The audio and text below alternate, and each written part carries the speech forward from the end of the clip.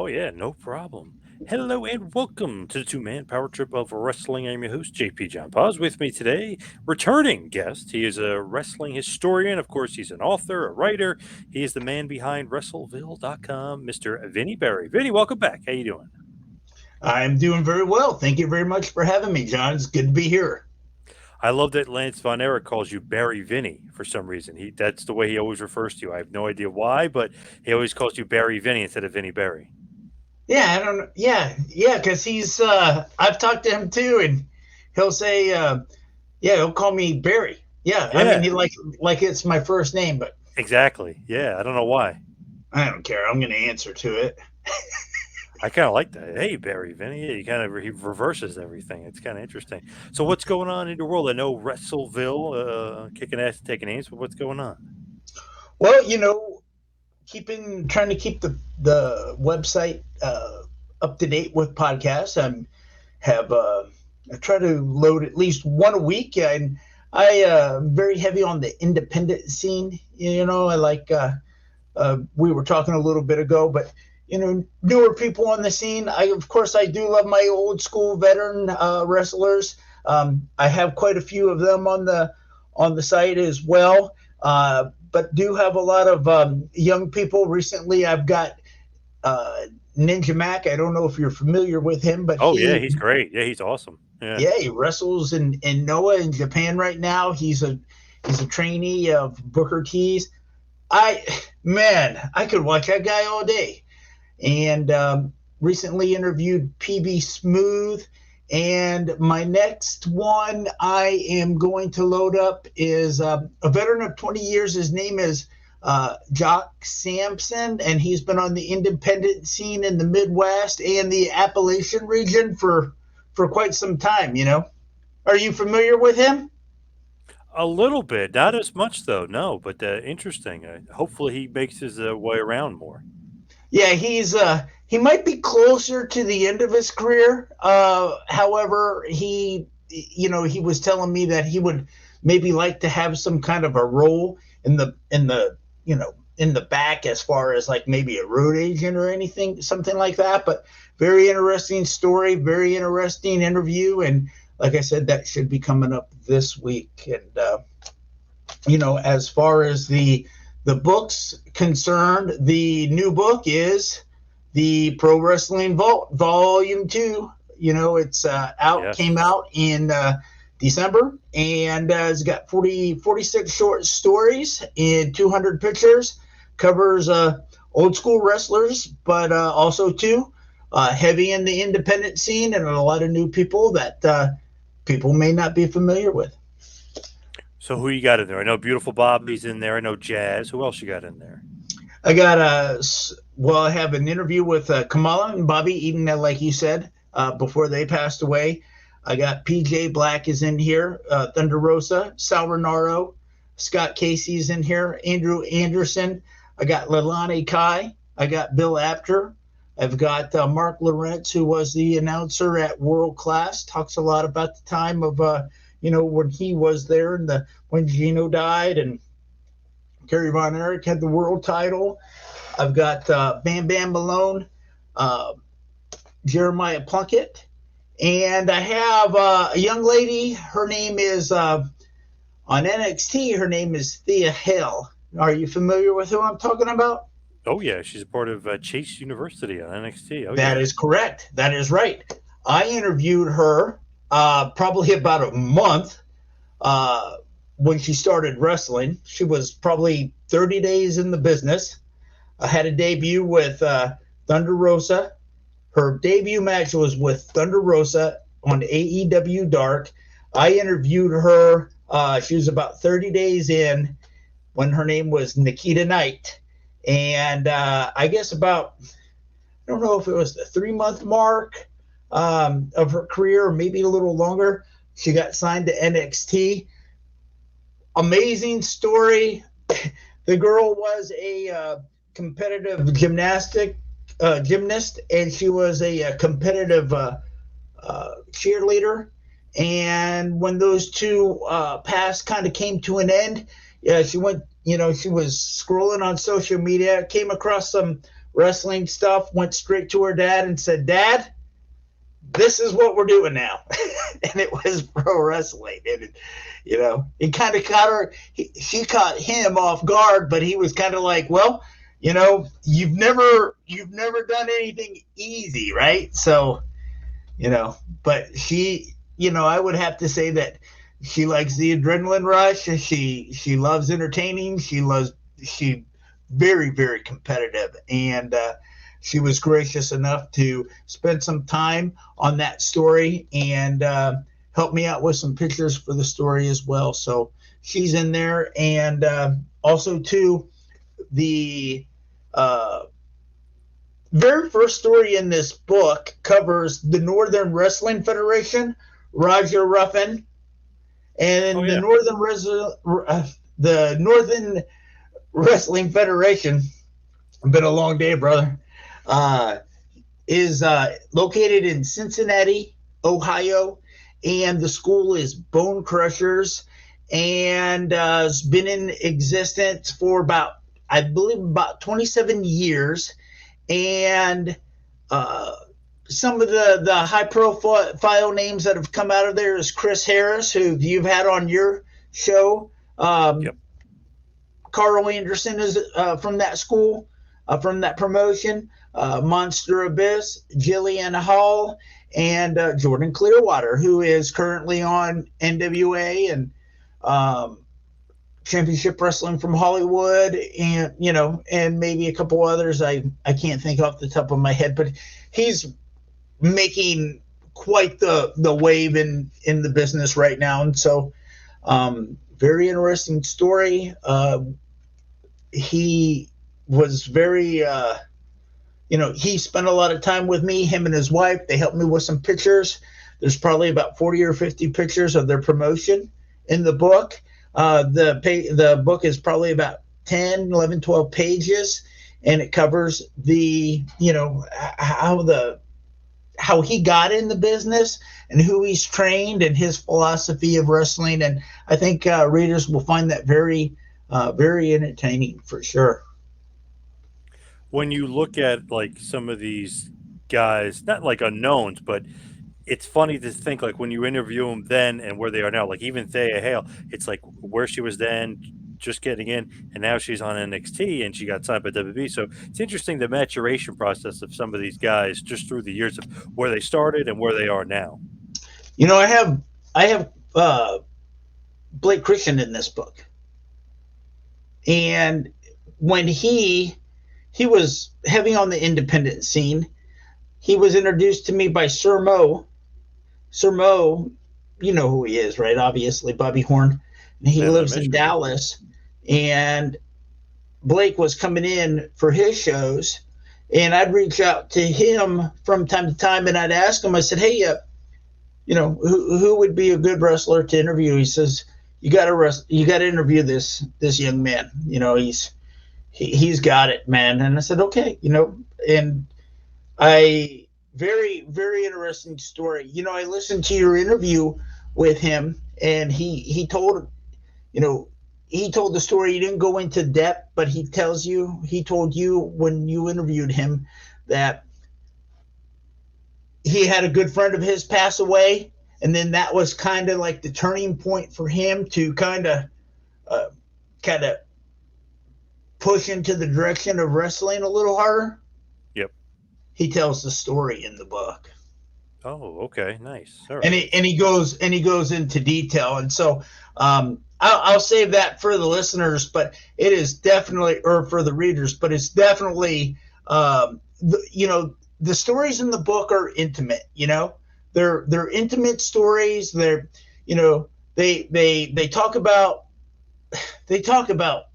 really, I mean, it could be anything. Could be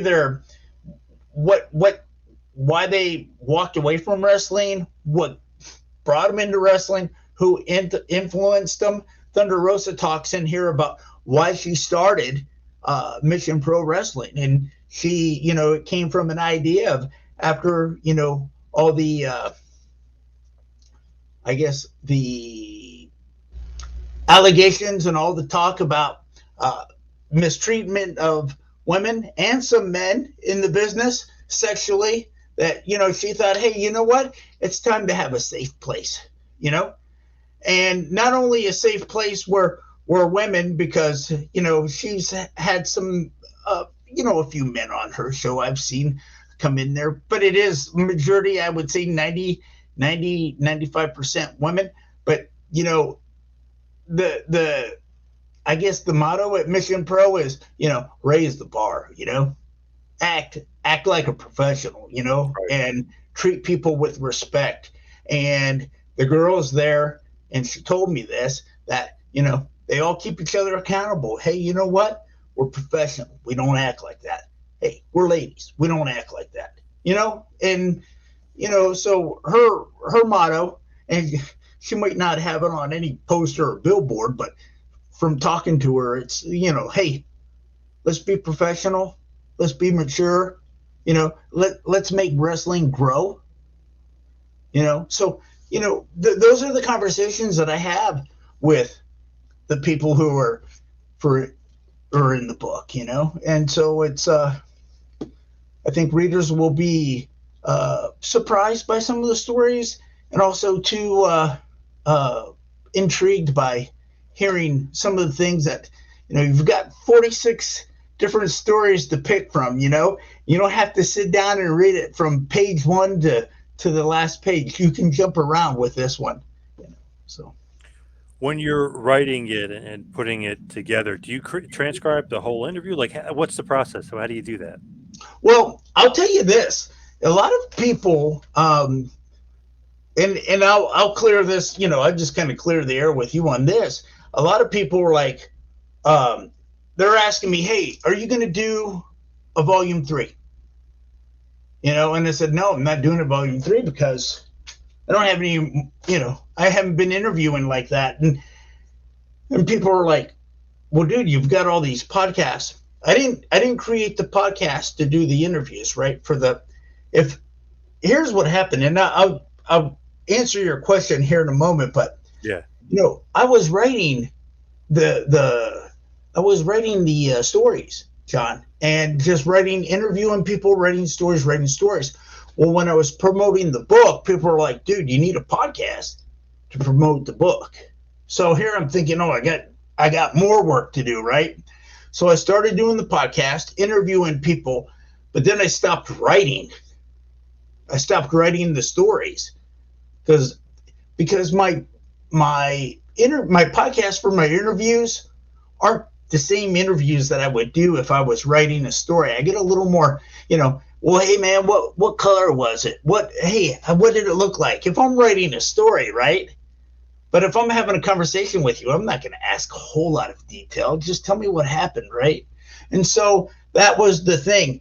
But the thing is that I needed about 12 more stories. So if there's 12 people that are on my podcast that are in the book, that's fair to say. But the only one that I transcribed word for word was the Soraya Night for this. All the others were different interviews. So I interviewed them twice, one for the Oh, book, wow. one for the podcast. But when I'm writing the story, yes, I transcribe everything. Oh, interesting. That it's not just the podcast to the book and vice versa. That's interesting. It's separate.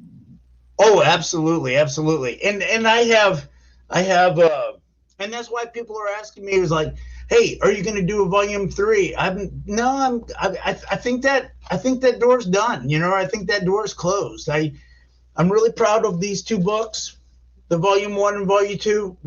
Man, when I sell Lance, it feels good, right? But man, when I sell these books, it was like my little babies. I mean, it was the idea from the very beginning. I designed the picture layouts. I designed the covers. I wrote the stories. It just had the idea from the seed. So um, again, I don't know what else I could do with that and not water down the specialty of these. You know what Right. I'm saying? Yep. Yep. Definitely. Yeah, you don't want to water it down. Absolutely. Yeah. So there won't be a volume 3, you're saying? I'm not planning on doing a volume 3. I'm working on another autobiography, and Yeah, I've got a couple. tell us about what Like you're going to be working on, I'm working if on you Black can. Bart's autobiography right now. I love that. Black Bart is one of those guys, man. He was he was in the WWF obviously, but he was a big territory guy. He was big in Florida. Kind of followed Dusty around for a bit. Just he's a really interesting guy. Dusty liked him, and Loved Dusty him, liked right? him Yeah. because he was a loyal, solid worker. You know. Yep. You love those Texas guys, Lance Von Erich. Well, not he's not really a Texas guy, but could be considered a Texas guy. Black Bart. Yeah, you love those guys down there in Texas. Well, I'm Texas. I'm a Yeah. Texas boy. Yeah. But that's good on Black Bart because I feel like that story's not out there. Really, right? That story's never been told. Yeah, yeah. His story hasn't been written. He has done a lot of shoot interviews. You know, if you Google Black Bart, he's out there, right? And he Hmm. tells these extravagant stories. Let's just say it like that. You know, wild. He's very animated. If you ever seen him on the shoot interviews, he's very animated. He's loud, and he's a great guy. But I told him, I said, look, what would keep, I mean, I said, damn, Bart, I Google your name and I get all these shoot interviews. What are we going to do that's different? And we came up with a concept of the book that I think people are going to really, if you want to know the history, you want to know some of the things that happened behind the closed door in professional wrestling and the territories where he was at, you're going to enjoy this book. It does have some funny stories and some road stories, so to speak. But if you want that stuff, go to the internet. You're not going to really get a whole lot of that in the book. You're going to get, um, his struggles, his triumphs, some disappointments in the business, things that happened that almost could have propelled him to a different level. Some things that did propel him to a different, kind of higher build on the card. You're going to get that stuff, and I think people are going to really find that interesting. I think people are going to find some business deals that took place in wrestling with him, and some of the relationships that he had, and some of the things that happened within matches that probably shouldn't have. Interesting. So a little bit of a different spin, a little bit something different, something you're not normally hearing from Black Bart. Exactly. Because I said, look, if people want to hear your outrageous stories, what's gonna get them to buy the book? I think what people are gonna like about the book is it covers his career pretty well. I mean, he had a lengthy career, and I don't want to put about a book that's 400 or 500 pages out there because I'm never going to read a book that long, and I just don't think people are. So I wanna tell a story that's entertaining, but something that people can finish. I don't know if I told you I went to a wrestling show and someone wanted to buy my Lance Von Erich book, and they go, you know what? I'm going to pass right now because I have 5 wrestling books right now that I've started and I haven't finished. Well, why is that? Is it too long? Maybe. Maybe it's long. Maybe it doesn't have a destination in the story. I mean, Maybe it I just don't got know. boring. Yeah, yeah. Yeah, I don't know what it is, but I don't want to write that book. I want people to read my books. I think Lance was good because it did have a lot of that expectation of what's going to happen next with this guy, right? Hmm. One of my friends said, "Hey, I like the books with the short stories, but it's not Lance because every time you come to an end of the chapter, you wanted to start the next chapter because you wanted to see what he was going to do next. Sell guns, be on a train that bombed, walk out on Fritz, or whatever, right? What was going to happen to Chris Adams on the plane, or who was going to die next? I Yep. mean, it really was intriguing because it covered this area, this era of 1982 to 1987.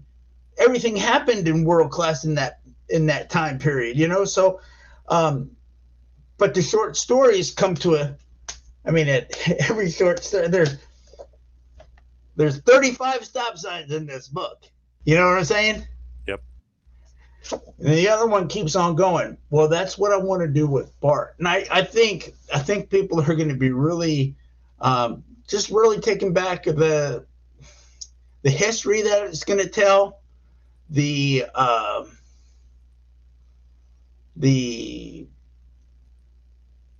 they're going to find out what kind of a guy he is. He's a really, really good dude. He's a loyal guy, hard worker. And Bart wanted to be a wrestler so bad. I mean, that was all he wanted to do. When football fell out, that was it. And that guy was a jobber for 5 years on the Outlaw shows before he ever got sent to Mid-Atlantic. Right. So you talk about, cutting his teeth, and paying his dues. And he tells stories of, he had to set up the ring and travel 50 miles one way, 50 miles back, wrestle 3 times in a weekend, and get paid $12 or $18 and think, whew, man, I'm so grateful to be doing this. Dead ass tired. And he had to take the ring. The ring was on a second floor of a building. He had to pulley it down to the truck and pulley it up. And it might have been him and another wrestler doing that. Wow. So, you talk about paying dues, and those are some of the stories that are in it, things like that, his dynamics with his family, and his dynamics with Dusty Rhodes and Ron Bass and all those guys, Mike Davis and Dickie Murdoch. And I think people are really going to enjoy that. And that's what I like to do with my books too, is bring some stories of some people that maybe, like in the Lance Von Erich book, yeah, you were expecting to read about Lance and the Von Erichs, right? But you got a chapter on Gino Hernandez, and you got a chapter on Ric Flair and Bruiser Brody and Chris Adams and, Steve Simpson and Billy Jack Haynes and, people that cross paths with Lance. And so I wanted to kind of tell their story a little bit and his experience with those people. Well, that's what I'm doing with Black Bart too. Love that. The thing with the Lance Von Erich book too is, like you said, it's not so long either. I mean, you can get through that thing and leave you wanting more. Some of those wrestling books are they're maybe too big, too long, and maybe that's the problem with people getting through them. And there's not enough meat to the bone, but they'll just throw any story out there and think it's interesting, and it's just to fill pages, and it's not really to keep the viewer, if you will, the reader engaged. Yeah, I take all that in consideration, John. It's like, reading is, I'm only going to read something that I enjoy, And I mean, I couldn't read anything. And when I was a teenager, I came across the wrestling magazines, and I read those things front to back, front to back, front to back, front to back. And some people, would, well, what are you reading? Hey, what are you reading? They'd ask you, well, I'm not reading Mark Twain, but I was reading something, right? And so I guess what I'm trying to say is, for me to read something and for me to finish a book, it's a good book, I got too many things going on. So if I'm going to commit myself to anything, a movie, a play, a book, whatever, it's got to be entertaining for me, or I'm gonna cut out, because I'm sorry, I got a book to write. Yeah, absolutely. It's got to keep your attention. It's got to be interesting. Yeah, it's got to keep my attention. And so if it doesn't, then but I think everybody's like that, right? And so, I was fortunate with the Lance Von Erich book. It was an intriguing, entertaining story, and I've had so many people come to me and say, "Hey, I couldn't put that thing down. I read it in 3 days," and you know, uh, I'm glad that people can read my stuff, and finish my stuff, and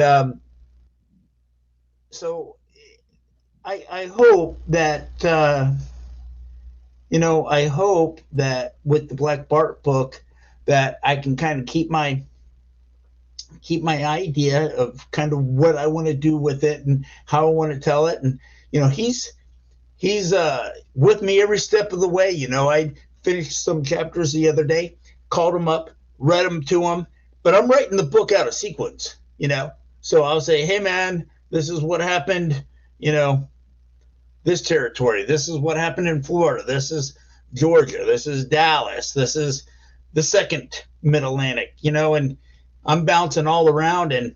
But we talked today, and I told him, I said, hey man, once we get this through, once we get done with this, and then we'll sit down, we'll read it one more time all the way through in sequence. But he told me that I'm giving him goosebumps Wow.